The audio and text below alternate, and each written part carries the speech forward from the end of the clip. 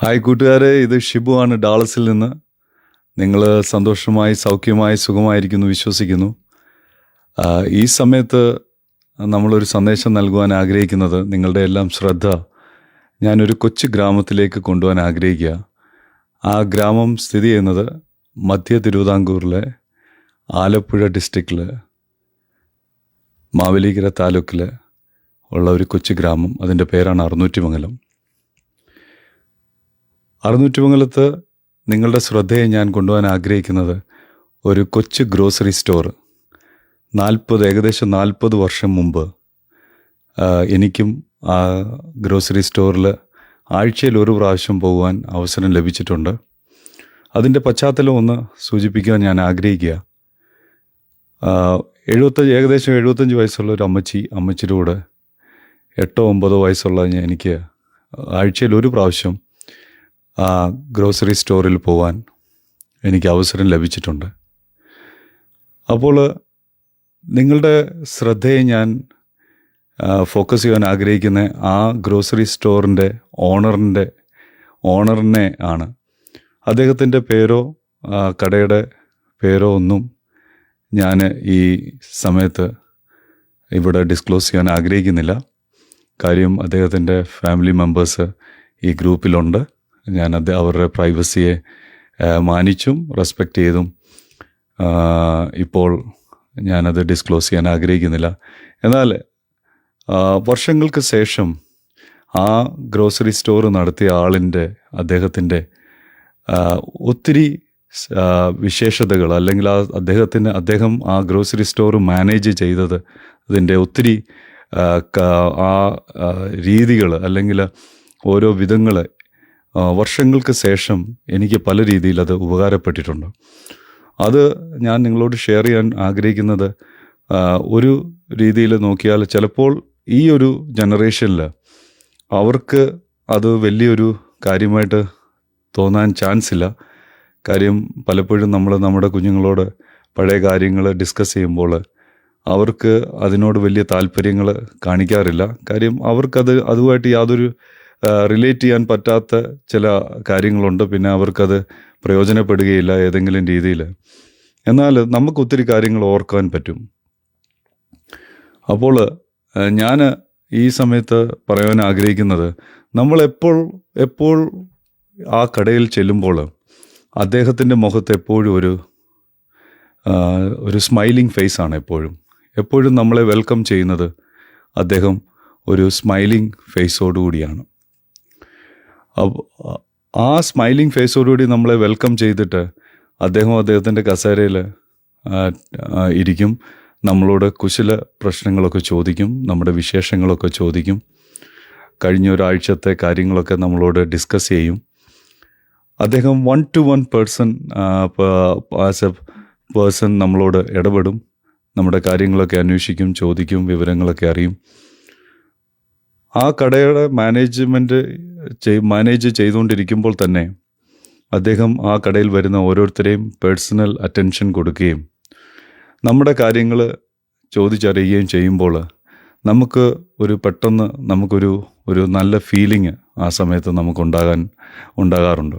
അപ്പോൾ ആ സമയത്ത് എനിക്കതിനെപ്പറ്റി വലിയ അറിവോ അല്ലെങ്കിൽ അതിൻ്റെ ആ ഡെപ്തോ ഒന്നും മനസ്സിലാക്കാൻ സാധിച്ചിട്ടില്ല.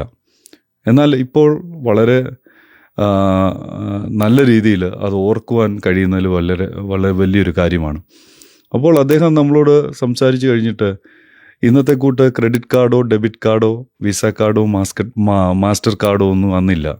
അന്നുണ്ടായിരുന്നത് വെറും ഒരു ബുക്കാണ്. അതിൻ്റെ പേരാണ് പറ്റ് ബുക്ക്. ആ പറ്റ് ബുക്കിൽ നമുക്ക് ആവശ്യമുള്ള സാധനങ്ങൾ അദ്ദേഹം എഴുതും, അതിൻ്റെ പേരെഴുതും, എന്നിട്ട് അതിൻ്റെ ക്വാണ്ടിറ്റി എഴുതും, അതിൻ്റെ വില എഴുതും, എന്നിട്ട് അത് ടോട്ടൽ ചെയ്ത് ഇത്രയും അതിൻ്റെ ടോട്ടൽ എമൗണ്ട് എന്ന് എഴുതിയിട്ട് നമ്മുടെ കയ്യിലുള്ള പൈസ, അല്ലെങ്കിൽ നമ്മുടെ കയ്യിലുള്ള ക്യാഷ് അത് അദ്ദേഹത്തിന് കൊടുത്തിട്ട് ബാലൻസ് എന്തെങ്കിലും ഉണ്ടെങ്കിൽ അതിൻ്റെ താഴെ അദ്ദേഹം എഴുതും, ബാലൻസ് ഇത്രയുണ്ട്. നെക്സ്റ്റ് ടൈമിൽ നമ്മൾ ചെല്ലുമ്പോൾ ആ ബാലൻസ് നമ്മൾ കൊടുക്കും. അപ്പോൾ ഇന്നത്തെ കൂട്ട് ഇൻട്രസ്റ്റ് ചാർജ് ചെയ്യുകയോ അല്ലെങ്കിൽ പെനാൽറ്റി ഫീസോ ഒന്നും അന്നുണ്ടായിരുന്നില്ല. നമുക്ക് നമ്മുടെ അവസ്ഥ അറിഞ്ഞ് അദ്ദേഹം നമ്മളോട് പെരുമാറാൻ ചാൻസ് ഉണ്ടായിരുന്നു. അത് അദ്ദേഹം ചെയ്തുകൊണ്ടിരിക്കുമ്പോൾ തന്നെ അദ്ദേഹം ഇത് കഴിഞ്ഞിട്ട് തൻ്റെ ആ റൂമിൽ അദ്ദേഹം നമ്മുടെ അടുത്തതായി അദ്ദേഹത്തിൻ്റെ റോള് ഇതാണ്, സെയിൽസ്മാനായിട്ട് അദ്ദേഹം ഇത് ചെയ്യും. ആ സെയിൽസ്മാനായിട്ട് ചെയ്യുമ്പോൾ തന്നെ അദ്ദേഹം നമ്മളോട് സംസാരിക്കും. ചിലപ്പോൾ ചില കവിതകൾ അദ്ദേഹം ഉരുവിടാറുണ്ട്.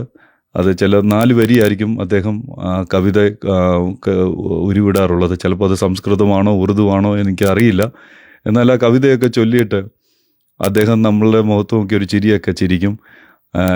അതറിയില്ല നമ്മളെ ആക്കി ചിരിക്കുന്നതാണോ അതോ നമുക്ക് മനസ്സിലായോ ഇല്ലയോ ഒന്ന് ടെസ്റ്റ് ചെയ്യാനുള്ള രീതിയിൽ ചിന്തിക്കുന്നതാണെന്നൊന്നും നമുക്കറിയില്ല.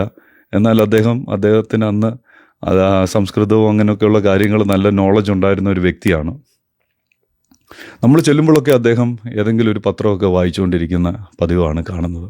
അപ്പോൾ ഡെയിലി നോളജ്, ഡെയിലി ഉള്ള ഒരു അറിവ് സമ്പാദനം അദ്ദേഹത്തിൻ്റെ ഒരു പതിവായിരുന്നു. അപ്പോൾ ഈ സാധനമൊക്കെ ഇങ്ങനെ തട്ടിയും ത്രാശിലും ഒക്കെ തൂക്കിക്കൊണ്ടിരിക്കുമ്പോൾ തന്നെ നമ്മളോട് കോൺവെർസേഷനിൽ ഇടപെടും. ഞാൻ പറഞ്ഞതുപോലെ കവിതയുടെ 4 വരികളൊക്കെ അദ്ദേഹം ചൊല്ലിക്കൊണ്ടിരിക്കും. അത് കഴിയുമ്പോൾ ആ സ്ഥലത്ത് എന്തെങ്കിലും പോരായ്മയുണ്ടെങ്കിൽ അദ്ദേഹം അടുത്ത നെക്സ്റ്റ് റൂമിൽ പോയി ആ സാധനം എടുക്കാൻ നെക്സ്റ്റ് റൂമിൽ പോകുമ്പോൾ നമ്മൾ ഈ 8-9 വയസ്സുള്ള പിള്ളേർ ചെയ്യുന്ന പരിപാടി എന്ന് വെച്ചാൽ അദ്ദേഹം അവിടെ ഇല്ലാത്ത സമയത്ത് അവിടെ ഈ നാരങ്ങ മുട്ടായും മറ്റുള്ള മുട്ടായികളൊക്കെ നമ്മളെ അട്രാക്റ്റ് ചെയ്യും. അപ്പോൾ അദ്ദേഹം ഇല്ലാത്ത സമയത്ത് ആ റൂമിലോട്ട് പോകുന്ന അവസരത്തിൽ നമ്മൾ 1-2 മുട്ടായി എടുത്ത് പോക്കറ്റിലിടും. കാര്യം നമ്മൾ നമ്മുടെ അമ്മച്ചിയോടൊന്നും പറഞ്ഞാൽ ചില സമയത്ത് അത് വാങ്ങിത്തരുന്നതൊന്നും എന്നും നടക്കുന്ന കാര്യമൊന്നുമല്ല. അപ്പോൾ അദ്ദേഹം തിരിച്ചു വരുമ്പോൾ നമ്മളെ നോക്കി ഒരു ചിരിയുണ്ട്. അന്ന് CCTV ക്യാമറയോ ഒന്നും ഇല്ലാത്ത സമയമാണ്. പക്ഷെ അദ്ദേഹത്തിന് അറിയാം നമ്മൾ കാണിച്ച കുരുത്തക്കേടൊക്കെ അദ്ദേഹത്തിന് മനസ്സിലാവും. എന്നാലും അദ്ദേഹം ഒന്നും പറയാറില്ല. അത് തൻ്റെ ഉള്ളിൽ തന്നെ ഒതുക്കി ഒരു ചിരിയൊക്കെ പാസ്സാക്കി അദ്ദേഹത്തിന് അറിയാമെന്നുള്ളൊരു ഭാവം പോലും അദ്ദേഹം കാണിച്ചിരുന്നില്ല. പക്ഷെ നമുക്കുള്ള സന്തോഷം എന്ന് പറഞ്ഞാൽ നമ്മളെന്തോ അച്ചീവ് ചെയ്തെന്നുള്ളൊരു സന്തോഷമാണ് നമുക്കുണ്ടാവുന്നത്. വലിയൊരു സംഭവം, എവറസ്റ്റിൽ കയറിയ പോലുള്ളൊരു സംഭവമാണ്. ആ 8-9 വയസ്സുള്ളപ്പം ആ ഭരണിയിൽ നിന്ന് ഒരു മിഠായി എടുത്ത് നമ്മുടെ പോക്കറ്റിൽ ഇടുമ്പോൾ ആരും കണ്ടില്ല എന്നുള്ള രീതിയിൽ നമുക്കുണ്ടാവുന്നൊരു സന്തോഷം, അനുഭൂതിയൊക്കെ പറഞ്ഞ് അറിയിക്കാൻ പറ്റാത്തൊരു ലെവലാണ്. അപ്പം നിങ്ങളോടുള്ള സന്ദേശം എന്ന് പറഞ്ഞ ഇതാണ്. അദ്ദേഹം നമ്മളോട് വെൽക്കം ചെയ്യും, നമ്മുടെ കാര്യങ്ങളൊക്കെ ചോദിക്കും. അദ്ദേഹം ഒരു അക്കൗണ്ടൻ്റായിട്ട്, അതായത് ആ കണക്കുകളൊക്കെ അദ്ദേഹം മെയിൻറ്റെയിൻ ചെയ്യുന്നതും ആ ഡേറ്റയൊക്കെ എൻട്രി ചെയ്യുന്നതും കമ്പ്യൂട്ടർ ഇല്ലാത്തൊരു സമയം. 1 മാൻ ഷോയാണ്. മൾട്ടി ടാസ്കിങ് ഒക്കെ പഠിച്ചത് നമ്മൾ പലപ്പോഴും ചില കാര്യങ്ങളൊക്കെ പാഠപുസ്തകങ്ങൾ പഠിക്കാറുണ്ട്, ഇല്ലേ? ചില യൂണിവേഴ്സിറ്റിയിൽ നിന്നും കോളേജുകളിൽ നിന്നൊക്കെ നമുക്ക് പഠിക്കാറുണ്ട്. എന്നാൽ ചില കാര്യങ്ങളൊക്കെ നമ്മൾ വ്യക്തികളുടെ പാദങ്ങളിലിരുന്ന്, ഇല്ലേ, വ്യക്തികളിൽ നിന്ന് പണ്ടൊക്കെ ഗുരുക്കന്മാരുടെ പാദങ്ങളിൽ നിന്ന് നമുക്ക് പഠിക്കാറുണ്ടായിരുന്നു. ഇന്നൊന്നും നമ്മൾ ഈ ഓൺലൈൻ എഡ്യൂക്കേഷനും അല്ലെങ്കിൽ കമ്പ്യൂട്ടർ എഡ്യൂക്കേഷനും ഗൂഗിളും ഒക്കെ വന്നു കഴിഞ്ഞപ്പോൾ ചിലപ്പോൾ അതൊക്കെ അന്യമായി പോയിട്ടുണ്ട്. വളരെയധികം അതിനൊന്നും യാതൊരു വാല്യൂ ഇല്ലാത്തൊരു സമയമാണ്. ആ വാല്യൂ ഇല്ലാത്ത സമയത്ത് ഈ പഴയ ഓർമ്മകൾ, ഒരു 40-50 വർഷം പഴയ ഓർമ്മകളാണ് ഞാൻ നിങ്ങളോട് പങ്കുവയ്ക്കുവാൻ ആഗ്രഹിക്കുന്നത്. അപ്പോൾ അദ്ദേഹം തന്നെ ഈ കണക്കെഴുതുന്നു, അദ്ദേഹം തന്നെ സെയിൽസ്മാൻ ആകുന്നു, അദ്ദേഹം തന്നെയാണ് ഈ സാധനങ്ങൾ മെയിൻ ഒരു ഫാക്ടറിയിൽ അല്ലെങ്കിൽ മെയിൻ ഒരു ഡിസ്ട്രിബ്യൂട്ടേഴ്സിൽ നിന്ന് വാങ്ങിക്കൊണ്ടുവന്ന് അത് എല്ലാം തൻ്റെ കടയിൽ ഇറക്കി വെക്കുന്നതും ഡൗൺലോഡ് ചെയ്യുന്നതും എല്ലാം പാക്കിങ്ങും എല്ലാം ചെയ്യുന്നത് അദ്ദേഹം തന്നെയാണ്.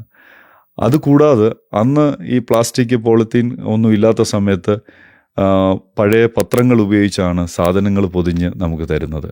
ഒരു കുമ്പിളൊക്കെ കെട്ടി അതിൻ്റെ പുറത്തൊരു ചണമൊക്കെ കെട്ടി സെക്യൂർ ചെയ്ത് സേഫായിട്ട് നമ്മൾ 2 ബാസ്ക്കറ്റോ സഞ്ചിയോ ഒക്കെ കൊണ്ടുപോകും. അത് അതിൻ്റെ അകത്തിട്ട് അദ്ദേഹം തരുന്ന പതിവുണ്ടായിരുന്നു.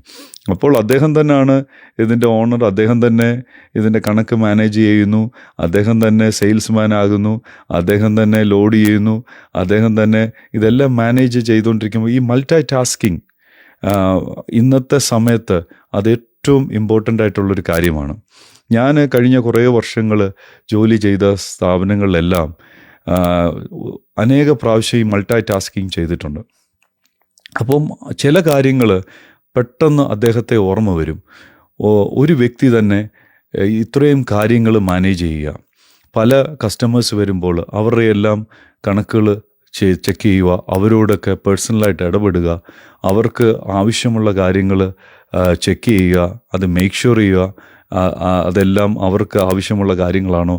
അപ്പോൾ അതൊക്കെ വലിയൊരു കാര്യമായിട്ട് ഞാൻ ഇപ്പോഴും ഓർക്കുകയാണ്. പിന്നെ കാണുന്നത് നമുക്ക് തിരിച്ചു പോകുമ്പോൾ വാഹനമൊന്നും കാണത്തില്ല, നമ്മൾ തന്നെ അത് കയ്യിൽ തൂക്കി പിടിച്ചുകൊണ്ട് വീട്ടിൽ വരെ 1/2 കിലോമീറ്റർ 1 കിലോമീറ്ററൊക്കെ നടന്ന് പോകേണ്ടി വരും.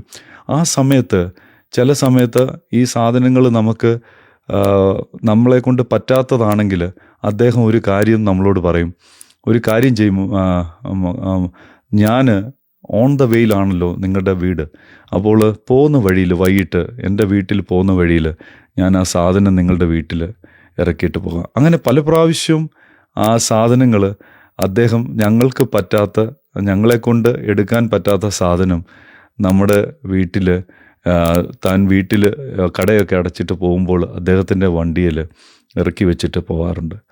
അപ്പോൾ ഞാൻ നിങ്ങളുടെ ശ്രദ്ധയെ കൊണ്ടുവരാൻ ആഗ്രഹിക്കുന്ന കാര്യമെന്ന് പറഞ്ഞു കഴിഞ്ഞാൽ, ഒരു വ്യക്തിയാണ് ഇതെല്ലാം ചെയ്യുന്നത്. ഒരു വ്യക്തിയിൽ ഏകദേശം 40-45 അല്ലെങ്കിൽ 50 വർഷങ്ങൾക്ക് മുമ്പ് ഒരു വ്യക്തിക്ക് ഈ ഒരു കാഴ്ചപ്പാടുണ്ടെങ്കിൽ നമ്മളും ചിന്തിച്ചു നോക്കിയേ, ആ വ്യക്തിയുടെ ആ പ്രത്യേകമായ ഒരു അപ്രോച്ച് അല്ലെങ്കിൽ ആറ്റിറ്റ്യൂഡ് ഇന്ന് ഞാൻ ഓർക്കണമെങ്കിൽ എത്രമാത്രം അദ്ദേഹത്തിൻ്റെ ജീവിതം ഇൻഫ്ലുവൻസ് ആയിരിക്കുന്നു എന്നുള്ളത് ഒന്ന് ചിന്തിച്ചു നോക്കിയേ. അപ്പോൾ പലപ്പോഴും നമ്മുടെ ജീവിതത്തിൽ നമുക്കും ഇങ്ങനെ നമ്മുടെ ലൈഫ് കൊണ്ട്, നമ്മുടെ പ്രൊഫഷൻ കൊണ്ട്, നമ്മുടെ ഏതെങ്കിലും ഒരു അപ്രോച്ച് കൊണ്ട് അനേകം ആൾക്കാരെ നമുക്ക് ടച്ച് ചെയ്യാൻ പറ്റും. അവരുടെ ജീവിതത്തിൻ്റെ രീതികൾ നമുക്ക് ഓർക്കുവാൻ പറ്റും. അത് ഏതെങ്കിലുമൊക്കെ രീതിയിൽ നമ്മൾ ഇന്ന് ചെയ്യുന്ന ജോലികളിൽ അപ്ലൈ ചെയ്യുവാൻ പറ്റും.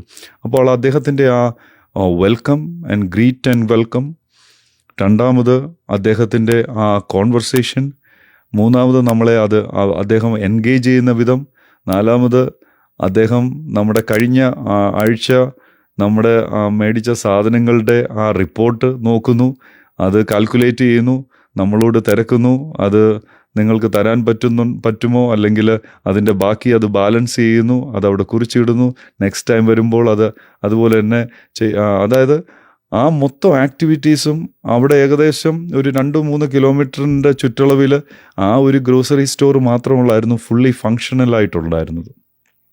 അപ്പം നമ്മൾ ചിന്തിച്ചു നോക്കണം എത്രമാത്രം ആൾക്കാരെ അദ്ദേഹം ഇൻഫ്ലുവൻസ് ചെയ്തിട്ടുണ്ട് അദ്ദേഹത്തിൻ്റെ ലൈഫ് കൊണ്ട്.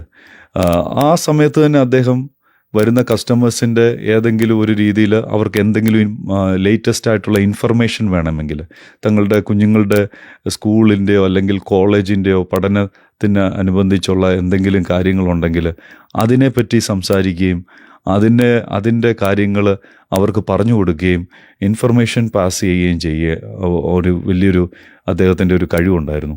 അപ്പോൾ ഒരു വ്യക്തിയിൽ ഇത്രയും മൾട്ടി ടാസ്കിങ് കാര്യങ്ങൾ ഒരു വ്യക്തി സെയിം ടൈമിൽ ചെയ്യുമ്പോൾ എത്രമാത്രം ആ ഒരു കോൺസെൻട്രേഷൻ ആൻഡ് ഫോക്കസ് ആ കാര്യങ്ങളിലൊക്കെ അദ്ദേഹം ശ്രദ്ധ ചെലുത്തിയിരുന്നു. അദ്ദേഹം പോലും അറിയുന്നില്ല ഈ കാര്യങ്ങൾ മറ്റുള്ളവർ അദ്ദേഹത്തെ വാച്ച് ചെയ്യുന്നു അല്ലെങ്കിൽ അദ്ദേഹത്തിൽ നിന്ന് പഠിക്കുന്നു എന്നുള്ളത് അദ്ദേഹം പോലും അറിഞ്ഞിരുന്നില്ല. എന്നാൽ നമുക്ക് ചെയ്യാൻ പറ്റുന്നൊരു കാര്യം ഇത് തന്നെയാണ്. നമ്മൾ ഏത് ഫീൽഡിലാണോ നമുക്ക് നമ്മുടെ കോളിങ്, ആ ഫീൽഡിൽ നമുക്ക് മറ്റുള്ളവർക്ക് ലൈഫ് കൊടുക്കാൻ പറ്റുമെന്നുള്ളത് വലിയൊരു സത്യമാണ്. അത് നമ്മൾ എവിടെയായിരുന്നാലും ഏത് ജോലിയും ചെയ്താലും അത് നമുക്ക് ചെയ്യാൻ പറ്റും. ചെറിയ ജോലിയോ വലിയ ജോലിയോ ഒന്നുമില്ല, ഏത് ജോലി ചെയ്യുന്നോ.